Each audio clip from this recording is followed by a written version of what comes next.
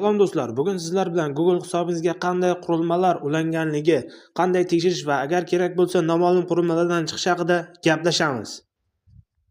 Buning uchun Google'ga kiramiz va u yerdan tepadagi shu bo'limga kiramiz va bu yerdan Google hisobi bo'limini tanlaymiz. Va bu yerdan kirganimizdan so'ng tepadagi xavfsizlik bo'limiga o'tamiz va pastga tushamiz ozgina. Va bu yerdan barcha qurilmalarni boshqarish bo'limiga o'tamiz. Va kirganimizdan so'ng bizning akkauntimizga ulangan qurilmalar kelib chiqadi. Agar siz tanimagan yoki foydalanmagan qurilmalarni ko'rsangiz darhol kirib darhol chiqish tugmasini bosing. Va keyingi videoda bu qurilmalardan notanish qurilmalarni chiqing va